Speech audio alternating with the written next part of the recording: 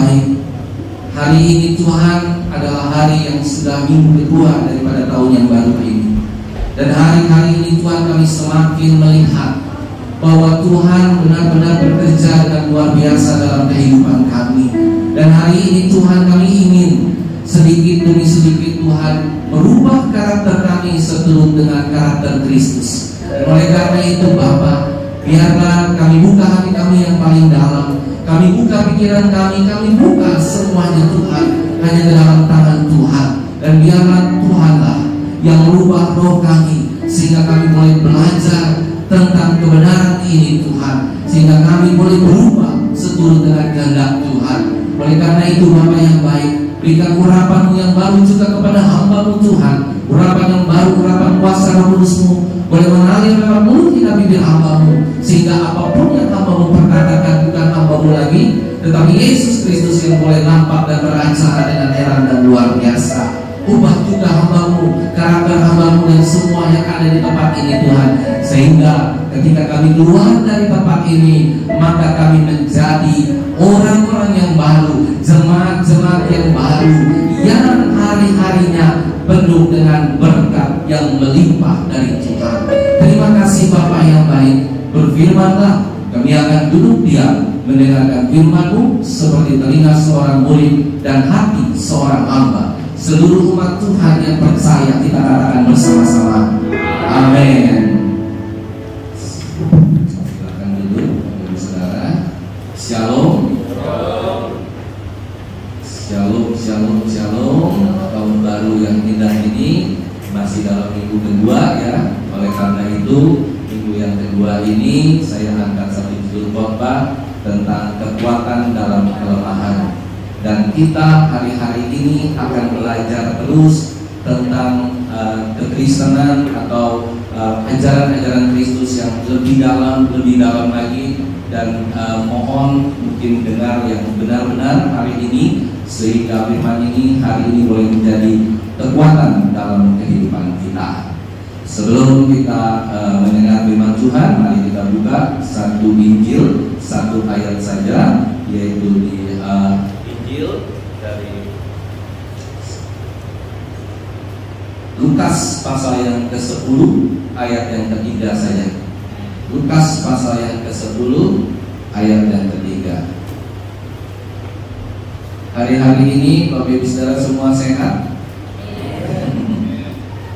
Luar biasa sehat, masih diberkati Tuhan. Hari ini kalau hadir ke tempat ini, puji Tuhan. Yuk kita bangkit berdiri. Kita hanya mengangkat satu ayat saja dan kita akan baca bersama-sama satu ayat ini. Lukas pasal 10 ayat yang ketiga. 1, 2, 3. Pergilah, sesungguhnya aku mengutus kamu seperti anak domba ke tengah-tengah serigala. Kita ulangi yuk. Kata pergilah ini jangan cuma tidak pergilah. Pergilah, sesungguhnya, ya kan? Pastikan Tuhan akan mengatakan hal yang seperti itu ketika Dia mengutus 70 muridnya. Yuk kita baca, kita ulangi lagi sekali lagi. 1, 2, 3. Pergilah, sesungguhnya aku mengutus kamu seperti anak domba di tengah-tengah serigala. Tuhan memberkati, silakan duduk. Nah, Bapak Ibu Saudara yang terkasih, kalau kita melihat bahwa belum lama ini atau mungkin beberapa saat yang lalu, saya sedang membaca satu buku, yaitu tentang proyek pembangunan jalan baru di daerah Hong Kong. Nah, proyek pembangunan jalan baru di daerah Hong Kong, atau mungkin kalau kita lihat nanti ada negara Indonesia yang akan ibu kotanya dipindahkan kemana? Kalimantan. Nah, waktu kita dipindahkan ke Kalimantan Tengah, pasti kita membangun infrastruktur. Nah, waktu kita membangun infrastruktur, itu pasti di pinggir jalan, itu pasti akan ditumbuhi oleh apa? Pohon. Pinggir jalan semua rapi, seperti rumah itu kalau dibangun pasti ada pohon.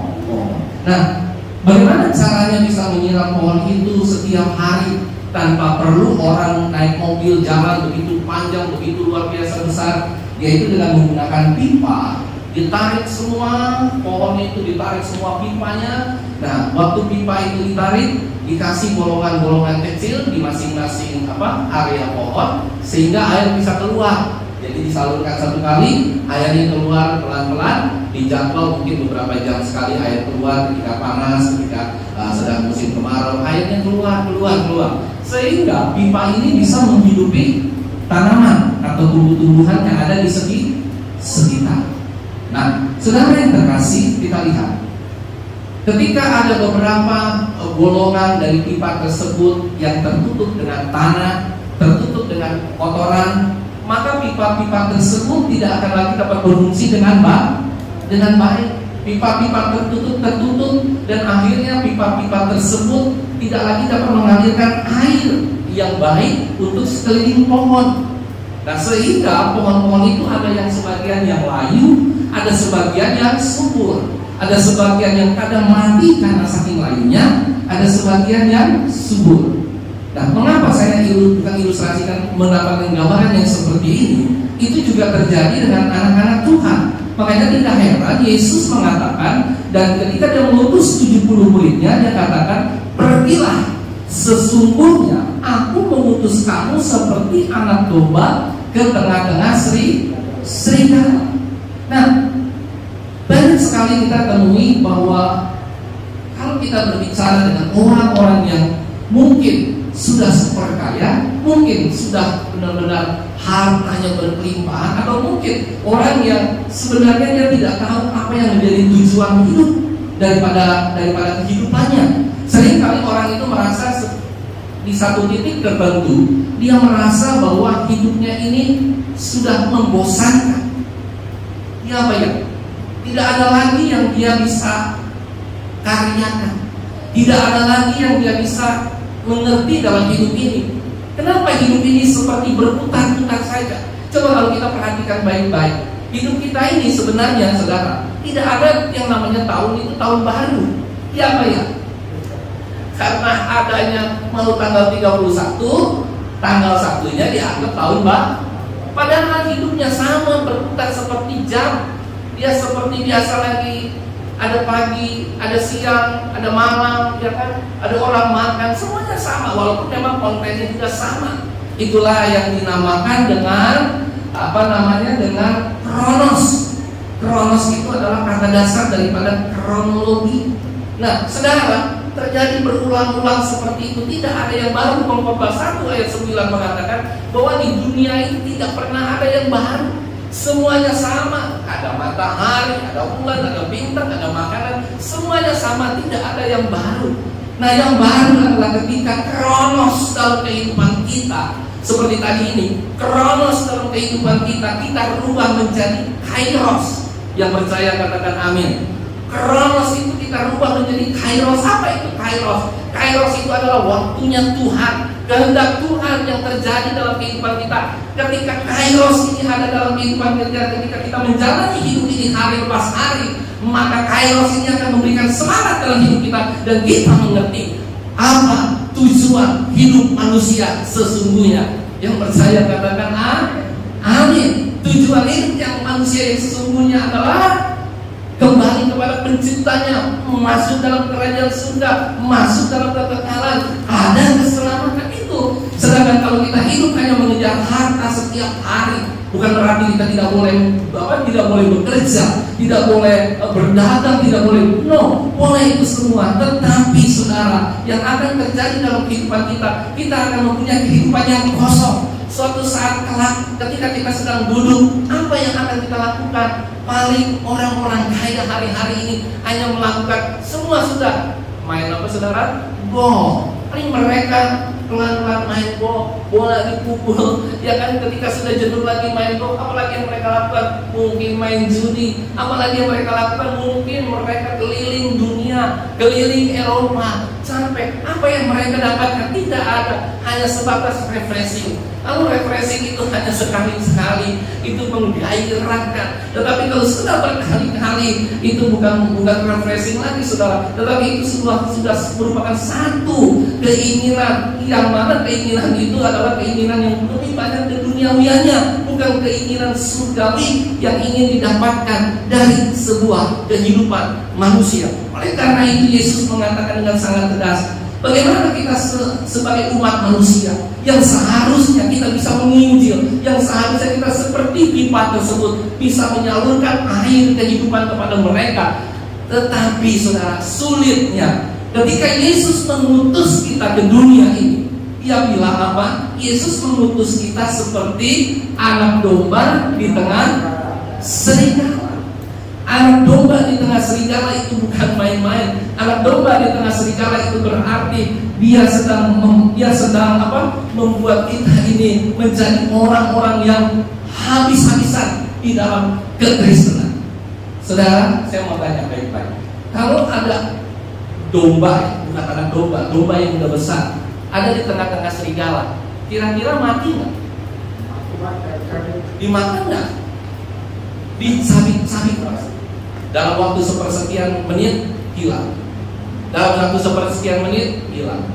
Apalagi yang dikatakan oleh firman Tuhan, pergilah, sesungguhnya aku memutus kamu seperti anak domba ke tengah-tengah saudara, serigala. Yaitu serigala itu merupakan gambaran. Sebenarnya kalau kita mau jujur, gambaran apa itu serigala? Gambaran serigala adalah gambaran kita semua. Gambaran pemerintah atau gambaran orang-orang yang berkuasa. Itulah serigala yang ada di dalam kehidupan kita. Serigala-serigala yang ganas, serigala-serigala yang sering kali, waduh, luar biasa. Karakter serigala seperti apa? Ada yang tahu nggak karakter serigala, Bapak Ibu Saudara? Karakter serigala itu pertama apa? Sombong. Kedua, agresif. Serigala itu lebih agresif daripada anjing. Ya apa ya? Serigala itu agresif, sombong, egois, kasar, tidak pernah mau kalah. Yang percaya katakan, bangsa Palestina sangat tahu tentang karakter serigala itu. Dari segi nasional geografik, ada serigala yang dinamakan serigala Artrek. Artrek ini serigala yang paling bisa paling ganas, paling luar biasa, sombong, agresif, egois, kasar, tidak bisa menerima apapun. Dan yang lebih luar biasa lagi, serigala-serigala ini adalah serigala yang licik. Kalau kata orang Chinese, liu ciu beng, licik, curang, bengkok. Nah, kita buka Matius 20 ayat 25 supaya kita lebih mengerti tentang pemerintah bangsa-bangsa ini hari-hari ini yang bertindak sebagai serigala. Matius 20 ayat 25 itu kita baca bersama-sama. Yang sudah ketemu katakan amin. Matius 20 ayat 25. Nanti kita baru mengerti ini, kita domba atau serigala. Ada haleluya. Matius 20 ayat 25. Tetapi Yesus memanggil mereka lalu berkata, kamu tahu, saudara, bahwa pemerintah bangsa-bangsa memerintah rakyatnya dengan tangan besi. Saya tidak bilang hanya di Rusia, saya tidak bilang hanya di Amerika, di seluruh dunia, termasuk di Indonesia, tangan besi yang mereka hanya andalkan dalam kehidupan mereka. Dan pembesar-pembesar, saudara lihat, menjalankan kuasanya dengan keras atas mereka. Ini contoh dan gambaran apa? Inilah serigala.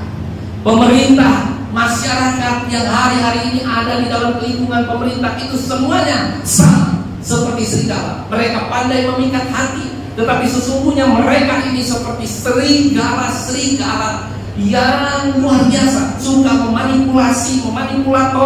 Seringkali ketika mereka ada di posisi puncak, ada kekuasaan, dan kekuasaan itu membuat mereka tambah kejam, tambah egois, tambah licik, tambah berkuasa, tapi bukan tambah mengayomi masyarakat. Yang percaya katakan amin. Mereka beroperasi dengan kekuasaan mereka, sehingga Tuhan katakan sekali lagi, aku mengutus kamu seperti anak domba di tengah-tengah serigala. Nah inilah kita hari-hari ini saudara. Kita ini mungkin seperti anak domba di tengah-tengah serigala.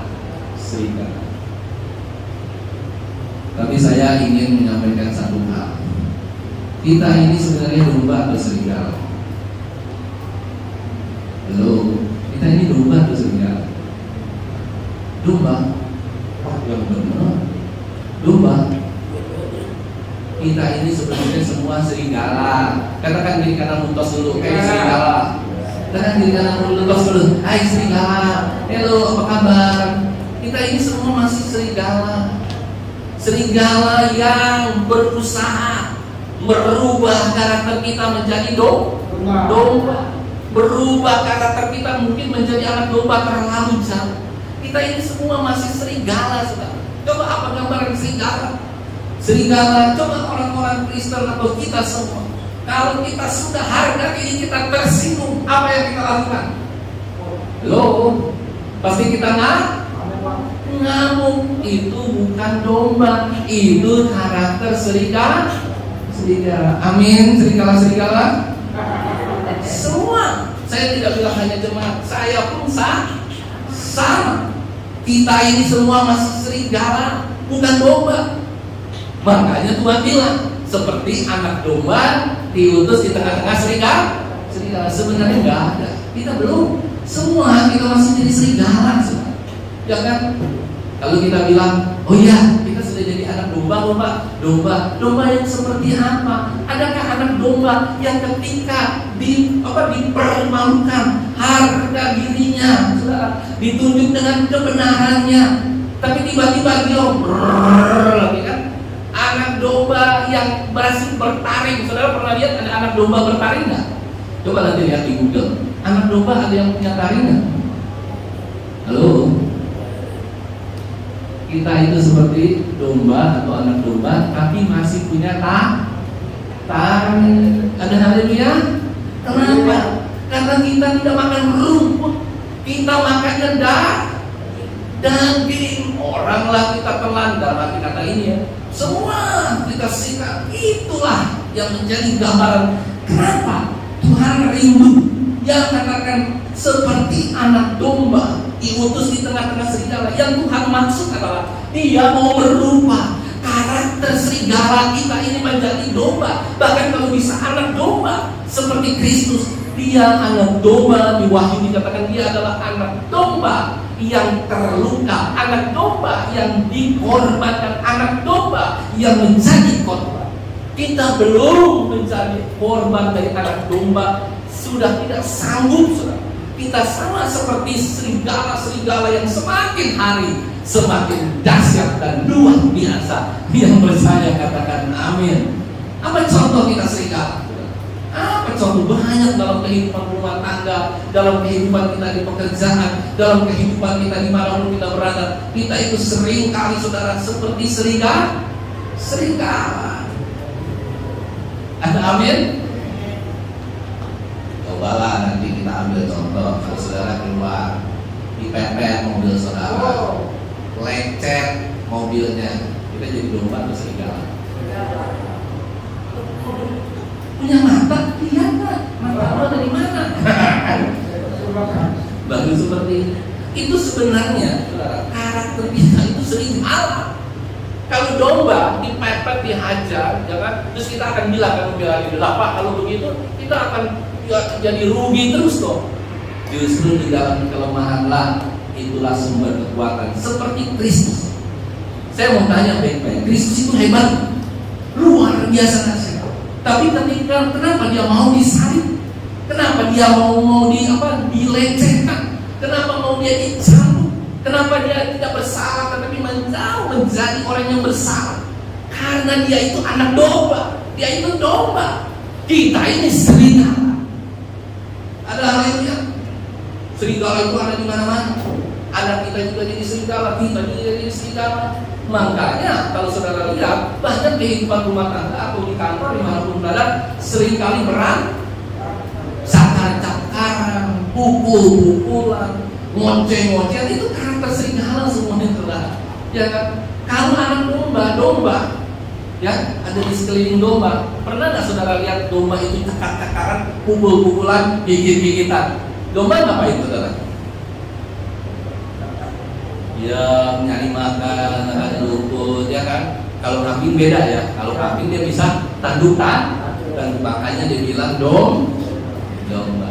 Katakan kiri kananmu, hari ini kita jadi serigala, besok serigala ompong. Yang percaya anak-anaknya, hari ini kita masih jadi serigala, besok serigalanya copot giginya satu-satu. Ada halnya besoknya lagi serigala berubah jadi domba walaupun masih punya gigi. Ya, harus itu. Jadi sebentar aja langsung kita ada yang tersinggung dengan hati kita emosi. Termasuk saya. Kata-kata, wah, saya pikir, saya ini serigala atau domba ya? Yuk kita sama-sama belajar mulai hari ini. Jangan sampai kita menjadi serigala. Dan akhirnya sangat menyucikan dan sangat lucu sekali kalau kita seringkali melihat, waduh, hamba-hamba Tuhan. Kadang-kadang saudara, saya juga kadang-kadang suka bingung. Hamba-hamba Tuhan juga kalau lagi rapat setia, para pendeta itu bisa naik ke atas ini, ke atas lebih dahsyat dari orang meeting biasa. Dulu saya pernah alami 10 tahun atau 12 tahun yang lalu di tempat balai sidang, ribut, dia bisa naik ini. Waduh, saya bilang, ini semuanya serigala. Hampir waktu itu saya mundur jadi pendeta. Wah, ini kalau begini semua lebih baik di dunia bisnis daripada di dunia. Dan akhirnya serigala semua. Ngeri ya, kalau kita lihat. Ngeri, itu gambaran kehidupan kita sesungguhnya. Bagaimana kita bisa masuk dalam kerajaan surga kalau kita pakai badan kita seperti serigala? Makanya Tuhan tidak pernah salah. Dia bilang, Matius 7 ayat 20, 21, 22, dia bilang, aduh, bukan engkau yang telah melakukan mujizat hebat, dahsyat, ya kan? Tapi aku tidak pernah mengenal engkau. Ya, kenapa Tuhan tidak mengenal kita? Karena kita itu bukan harusnya domba, tapi kita serigala. Tuhan tidak pernah memanggil serigala. Serigala, Tuhan mengutus anak domba ke tengah-tengah serigala. Oleh karena itu kalau kita semakin sadar di hari-hari ini, yuk kita rubah sama-sama karakter kita. Jadi kalau ada suami kasar sama istri, mulai besok katakan apa? Katakan apa? Ingat Pak, serigala. Ingat ya, gigimu tambah lama tambah run. Kalau ada istri galak sama suami, ingat serigala. Orang tua kasar terhadap anak, ingat serigala. Jadi sebenarnya Tuhan mau kita berubah karakter kita dari serigala pelan-pelan menuju anak domba atau menuju domba. Tapi hati-hati, jangan sampai juga ketika kita sudah jadi anak domba atau jadi domba, tapi gigi kita masih tajam. Yang percaya katakan amin. Udah jadi domba nih, udah nurut-nurut setahun, 2 tahun, 3 tahun, udah baik. Tiba-tiba lagi giginya muncul lagi. Ada hal itu ya, saudara yang terkasih. Tuhan mau katakan, waspadalah. Matius pasal 7 ayat 15 dikatakan apa? Waspadalah terhadap nabi-nabi palsu yang datang kepadamu dengan menyamar seperti domba, tetapi sesungguhnya mereka adalah serigala yang buas. Ini yang paling mengerikan dalam kehidupan kita. Banyak nabi-nabi palsu, banyak pendeta-pendeta palsu hari-hari ini yang menyamar seperti domba, tetapi sesungguhnya mereka serigala buas. Dengan pengajaran-pengajaran mereka mengecohkan kita, ya kan? Saya pun masih sering introspeksi diri. Jangan sampai saya dalam pelayanan, kita ini semua dalam pelayanan jadi seperti serigala yang ingin meraih keuntungan, yang ingin licik, yang ingin selalu hebat, selalu egois, selalu benar. No, saya mengatakan di mimbar, tidak ada seorang pendeta pun yang benar, tetapi karena dibenarkan oleh Tuhan. Itu yang ingin saya sampaikan hari ini, supaya kita sama-sama mengerti bagaimana seharusnya kita itu harus seperti domba. Pertanyaan menarik, Pak, kalau saya seperti domba, anak domba, Bagaimana caranya saya melindungi diri? Yang bisa melindungi kita ketika kita dalam keadaan sedang tertekan, ketika kita dalam keadaan terdesak, engkau lari kepada Tuhan, berdoa sama Tuhan. Tuhan, aku dianiaya, Tuhan, aku diperlakukan tidak adil, Tuhan, ini seperti ini. Kita lari dalam doa, dan ketika kita berdoa, Tuhan pasti akan menjaga melindungi kita. Sekalipun akhirnya kita harus mati, kita harus hancur dan harus habis-habisan seperti Tuhan Yesus Kristus. Ada mahkota kehidupan yang telah menunggu kita di akhir kehidupan kita. Yang percaya katakan amin. Itulah kekristenan yang sesungguhnya. Makanya saya bilang, jadi orang Kristen itu gratis, tapi bukan murahan. Tidak mudah jadi orang Kristen, tidak mudah jadi jemaat, tidak mudah apalagi jadi pendeta. Sulit, saudara, sulit sekali. Kemarin dulu saya sempat berdiskusi dengan beberapa yang saya cerita dengan beberapa direktur, dia bilang, wah, kantor saya anak-anak Tuhan ya Pak, itu 95% bejat, 95% karakternya hancur-hancuran. Bayangin saudara, dia diskusi sama saya minggu depan. Saya diminta doakan, dan mungkin seminggu 2 minggu lagi saya harus ke Solo, ke Jogja. Ada beberapa pabrik, saya dikirim ke sana, minta didoakannya supaya, karena hancur-hancuran saudara. Saya dengarnya sedih sekali. Kenapa kok ya bisa ada orang Kristen yang seperti ini? Akhirnya dia bilang, wah, lebih baik agama seberang Pak. Mereka pikirnya lebih tekun, lebih luar biasa. Ya saya bilang, ya, memang itulah Bu, namun dia belum menjadi domba. Tapi mereka serigala-serigala yang sementara menunggu mangsanya. Ketika ada mangsanya, kan kadang-kadang kita bilang, wah ini orang hebat ya, jujur ya, nggak korupsi. Kenapa? Karena belum ada kesempatan untuk korupsi. Kalau dia ada kesempatan untuk korupsi, mungkin dia korupsi. Jadi mungkin yang sementara kelihatan baik, belum tentu baik ketika ada satu peristiwa yang membuat dia menjadi tidak baik. Oleh karena itu saya sering katakan, Bu, Pak, kita harus benar-benar berhati-hati. Dan saya juga bilang sama dia, Ibu pun juga, atau yang lain pun, tim direksi harus bukan jadi serigala, tapi jadi domba. Ini nggak gampang. Ini sesuatu hal yang sulit yang kita ampun. Tetapi inilah inti kekristenan yang sesungguhnya, supaya Tuhan mau kita belajar sungguh-sungguh, agar suatu saat kelak kita benar-benar bisa masuk bersama-sama dengan Tuhan dalam kerajaannya yang luar biasa. Kadang-kadang kita juga berpikir, kan, manusia itu, saudara, semua manusia itu selalu mencantumkan sesuatu hal yang hebat. Saya mau tanya, ada nggak sebuah negara yang lambang negaranya adalah anak domba? Ada? Indonesia lambang negaranya apa? Pancasila apa? Burung, hewan, kuat, gagah, ya kan? Kalau ada negara lain tuh, Singapura apa ya? Singa. Semuanya hebat. Nggak ada lambang negara burung emprit. Nggak ada babi kecil lambang negara. Nggak ada. Kenapa? Itulah yang mencerminkan sesungguhnya bahwa mereka mau berkuasa, mereka mau egois, mereka mau bukan berarti hal yang sebaliknya ya. Sebaliknya bagus. Contoh, kalau kita tahu burung elang atau burung raja wali atau elang, yang kita sering kali orang Kristen itu salah kaprah. Burung elang itu selalu atau raja wali itu diasumsikan tangannya yang kuat, kukunya yang kuat, ya kan? Kalau berantem hebat, itulah orang Kristen raja wali. Raja wali sanggup membunuh musuh-musuhnya. Ya apa ya? Sebenarnya bukan begitu. Raja wali itu sifatnya yang benar harusnya. Ketika ada burung apapun yang melawan dia harus terbang lebih tinggi lagi, sampai burung itu akhirnya jatuh pingsan karena tidak sanggup sampai pada ketinggian tertentu. Yang percaya katakan amin. Burung raja wali tidak perlu melawan musuhnya. Burung raja wali tidak perlu berantem dengan musuh-musuhnya. Yang perlu dia lakukan adalah terbang. Bukan terbang tinggi, apa saudara? Bagai raja wali.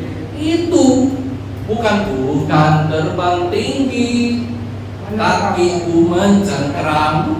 Tapi bukan terbang tinggi bagai raja wali, Dan ketika kita sampai pada ketinggian tertentu, musuh-musuh kita akan hancur dengan sendirinya. Yang percaya katakan amin.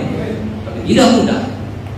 Kita harus melepaskan seluruh keegoisan kita, seluruh yang ada di dalam kehidupan kita. Lepaskan itu semua kalau mau menjadi orang Kristen yang benar dan sungguh-sungguh kepada Tuhan. Tanpa itu, saudara bukan lagi jadi orang Kristen. Saudara masih serigala. Tanpa saudara bisa melepaskan segala macam kehebatan, jangan pernah lagi berpikir bahwa kita hebat, kita luar biasa, kita pintar, kita dahsyat, kita ini. Oh, istri kita atau anak kita nggak ngerti apa-apa, kita jauh lebih pintar, lebih ngerti. Kebalikannya juga sama ya, anak-anak tidak boleh merasa hebat, pintar, lebih hebat, lebih pintar dari orang tuanya. No. Yang harus kita lakukan adalah bersama-sama, saling mengisi, saling memberitahukan, dan kita harus bisa diberitahukan, sekalipun oleh anak kita sendiri, sekalipun oleh istri kita, sekalipun oleh jemaat. Saya katakan kan dari mimbar tempat ini, kalau kita salah, kita harus bisa mengaku kita salah, ya kan? Kalau kita dikritik, kita harus bilang, oke, the next kita harus melakukan lebih baik. Seperti kita juga mau melakukan hal yang indah. Kita rindu nanti suatu saat ketika kita membaptis lagi, sekali lagi kita jangan lagi pakai pakaian biasa. Kita pakai jubah, kita pakai yang benar, salib itu melambangkan bahwa itu adalah satu kesucian yang luar biasa. Kemarin karena kasus kontingensi terpaksa kita baptis pakai baju biasa segala macam. Tapi yang sebenarnya mungkin kita harus menghormati, memakai jubah, sehingga kita suatu saya dikasih tahu oleh seorang jemaat di tempat ini, saya bilang, oh ya Pak, ini kontingensi, tapi the next kita harus berubah, harus melakukan yang terbaik buat Tuhan, karena itu adalah kritikan yang bagus yang membangun kita, apapun itu harus. Jadi khotbah pun sama. Kalau khotbah saya menyimpang, khotbah saya isinya hanya duit, besok pembangunan gereja, besok iman dan percaya, duit. Nah, saudara boleh, Pak, itu khotbahnya kok duit dulu, tegur. Yang percaya katakan khotbah saya menyimpang, pembicaraan saya menyimpang, tidak baik segala macam, boleh diargue. Tapi tegurnya 4 mata. Kita ngobrol berdua. Oh iya Pak, ini, oh iya mohon maaf, begini. Nah, kita harus introspeksi ini setiap hari, karena kita bukan serigala. Tapi kalau serigala, saudara kasih tahu pendeta itu ya, mungkin S3 gitu ya, S3, S4, Pak, kamu banyak salah ya. Oh, Pak, salah. Kamu nggak belajar homiletik, kamu nggak belajar ekspositorik, eksposisi, eksegese. No. Karena yang namanya manusia, kebenarannya itu relatif. Kadang benar, kadang salah. Hari ini benar, besok saya bisa salah. Hari besok salah, besok saya bisa benar. Hanya satu yang kebenarannya mutlak, yaitu siapa? Tuhan kita Yesus Kristus. Manusia itu kebenarannya relatif. Suatu saat bisa saya juga jatuh dalam urusan, suatu saat saya bisa salah, suatu saat saya juga bisa salah dalam menyampaikan khotbah. Semua. Dan itulah fungsinya. Kalau jemaat atau hamba Tuhan yang sayang terhadap orang yang dia sayang, pasti dia akan menyampaikan satu teguran yang positif. Gak percaya katakan amin. Supaya orang tersebut juga bisa berubah, tidak jadi serigala, tapi berubah menjadi domba. Ada amin, Bapak Saudara? Sekarang kita udah jadi domba apa serigala? Masih serigala. Ya kan, nanti kita lihat prosesnya tahun depan masih jadi domba atau serigala. Yesus itu anak domba yang disembelih. Coba lihat di Wahyu pasal 5 ayat 6. Nih, luar biasa nih saudara. Yesus itu sangat luar biasa. Wahyu pasal 5 ayat 6. Apa yang dikatakan? Yuk kita baca bersama-sama. Itu ayat ini untuk kita bisa mengerti. 1, 2, 3, 4. Maka aku melihat di tengah-tengah tahta dan tempat makhluk itu, dan di tengah-tengah tua-tua itu berdiri seekor anak domba seperti telah disembelih, bertanduk 7 dan bermata 7. Itulah ketujuh roh Allah yang diutus ke seluruh bumi. Ya, Yesus seperti anak domba, anak domba disembelih. Saya mau katakan begini, makanya kita tuh sering gagal di dalam penginjilan. Kita sering gagal di dalam penginjilan ya, untuk menjadikan orang-orang yang di luar kita itu menjadi orang Kristen atau menjadi pengikut Kristus. Karena satu faktor ini yang mereka lihat, ini karakternya orang-orang Kristen masih serigala semua. Bagaimana mereka mau tertarik untuk datang kepada Yesus Kristus? Yesus Kristus yang benar, Yesus Kristus yang anak domba yang disembelih. Tapi ketika dia melihat muridnya semua serigala, saudara. Bagaimana orang mau masuk ke dalam kumpulan serigala yang notabene egois semua, dimakan habis. Saya mau katakan hari ini, murid-murid Yesus itu diutus sama Yesus sebagai seekor anak domba di tengah-tengah saudara. Dan saya mau katakan satu hal, untuk kita bisa menjadi orang Kristen yang benar dan berkarakter Kristus, setiap hari kita harus lemah. Setiap hari kita harus tidak boleh melawan, ya kan? Sekalipun kita benar, kita harus berkata-kata dengan baik, dengan sopan santun. Tidak perlu kita berantem, tidak perlu kita melakukan ini dan itu. Sekali waktu saya mau siaran radio di tempat saya namanya Adi Armando atau satu radio. Nah, lagi macet-macet, mobil saya nggak ada angin, nggak ada hujan, gitu ya, disuruh, ya, saya langsung turun dengan saya. Yang turun dari mereka bukan satu orang, 5. Kopi yang putih semua, pakai baju putih semua. Ya saudara udah tahu lah ada maaf itu kan. Ya, saya pikir saya mau ngapain gitu kan. Batuk saudara. Saya sampai kelingking, saya belum berkata-kata, Pak, mohon maaf ya. Hati saya langsung hebat juga. Dan saya bilang, saya pernah sekali waktu, sorry kan, sama orang, saya tahu lah itu orang presentasi lah. Waduh, galaknya minta dulu saudara. Ya, saya mau katakan, saya menolong orang itu ditabrak, mobil dia tidak rusak sedikit pun. Dia pakai itu namanya Pajero, itu Pajero-nya tinggi. Mobilnya ini mobil kolonel gitu kan, mobilnya malah itu ibu marah-marahnya minta ampun. Orang Kristen marah-marahnya, saya bilang, aduh, sampai akhirnya didobrak sekali sama si kolonel baru dia diam. Dia mau ganti, dia mau lakukan apa? Kok nggak ada yang ini? Sampai yang tadi balik lagi cerita tadi, saya salut, Pak, Bapak rusak ya, saya perlu ganti Pak. Saya bilang, wah kayaknya perlu juga Pak, kalau cuma belajar sedikit, wah kayaknya perlu Pak, ya boleh kan? Berapa ya Pak ya, saya ganti asuransinya ya? Ya udah, akhirnya nego ya udah ya bayar buat asuransi. Jadi nggak perlu ada sesuatu hal yang kita itu, sekalipun dia mungkin, wah dia ya udahlah, kita belajar. Saya juga masih belajar, bukan saya juga belajar, saya masih banyak belajar. Kita semua yuk belajar sama-sama, sehingga suatu saat ketika kita didapati di luar sedang menghadapi masalah, mereka tahu ini benar-benar domba dan anak domba dari gereja Betel Indonesia. Biarlah ada haleluya, tepuk dulu dong kiri kanan. Besok kita anak domba, ya pas dulu dong, anak domba ya, anak domba, anak domba.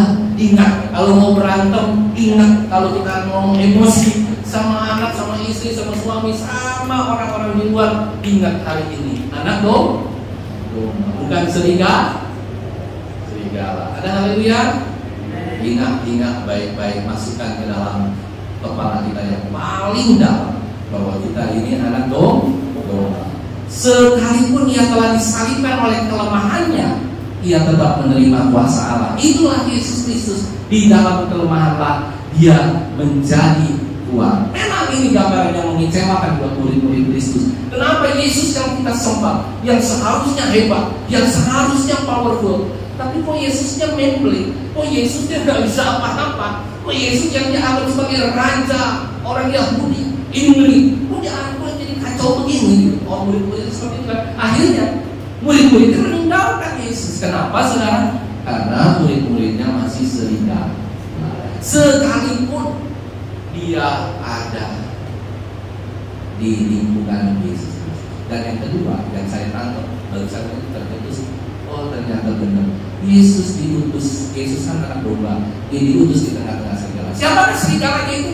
Murid-muridnya, termasuk kita semua hari. Ada amin? Yuk mulai hari ini kita berubah karakter kita pelan-pelan. Makanya kemarin waktu saya khotbah di tanggal 1, saya bilang saya selalu nulis diary ya, diary saya hari ini kasar, saya hari ini begini, saya hari ini seperti ini, supaya sekarang sudah berapa hari?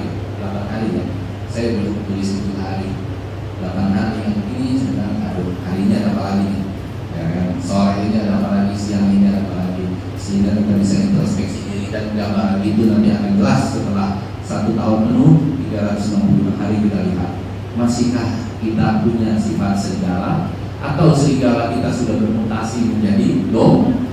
Untuk menjadi anak domba masih jauh, menjadi anak domba. Jadi gini sekarang, serigala jadi domba, domba baru jadi anak domba. Anak domba yang satu lagi yang lebih atas lagi, anak domba yang disembelih. Artinya anak domba yang sama sekali sudah tidak ada perlawanan yang sama seperti Yesus Kristus. Tapi biarlah hari ini kita belajar untuk kita bisa masuk dulu dari serigala. Serigalanya dicabutin dulu giginya jadi ompong, ya kan, baru anak domba yang baru domba itu yang pertama. Ada haleluya?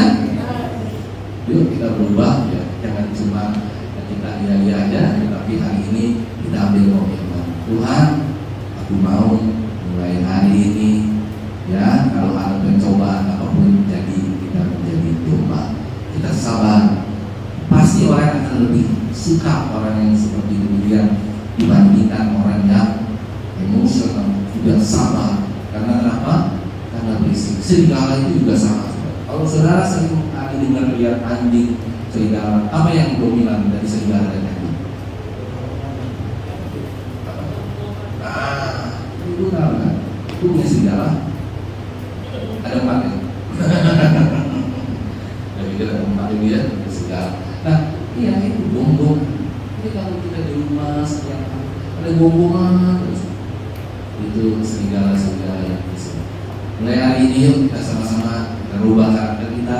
Kita hari ini kita sama Tuhan, aku tahu bahwa aku hari ini masih serigala, mungkin serigala yang giginya tajam dan yang tapi mulai minggu depan aku mau berubah Tuhan, jadikan aku seperti domba.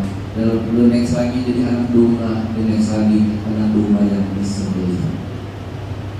Demikian firman Tuhan, biarlah kita mau menjadi seperti Kristus. Dan itu tidak mudah, tapi kita harus melakoni ini semua agar kita tidak dapat kita hilang dari Tuhan. Karena itu yang paling menyedihkan kalau tidak sampai kita tadi terhilang dari Tuhan. Amin. Tuhan memberkati. Biar kita semua boleh mengerti tentang kebenaran firman Tuhan. Semakin hari kita semakin dipakai oleh Tuhan untuk mengabarkan kabar keselamatan kepada seluruh dunia. Maka satu pujian kita katakan bersama-sama. Ku mau seperti-Mu Yesus. Bapa yang baik, kalau hari ini Tuhan kami sudah mendengar kebenaran firman Tuhan tentang kekuatan di dalam kelemahan, maka kami rindu Tuhan hal itu boleh terjadi dalam kehidupan kami pribadi lepas pribadi. Mungkin hari ini kami masih seperti serigala dan masih menjadi seperti serigala. Tapi Tuhan tolong agar kami the next Tuhan, hari esok dan hari esok serta hari esok yang lain, kami mulai bermutasi berubah menjadi domba. Dan di ujungnya kami menjadi anak domba, dan anak domba yang tersembelih, yang rela mati bagi sekeliling umat. Terima kasih Bapak yang baik.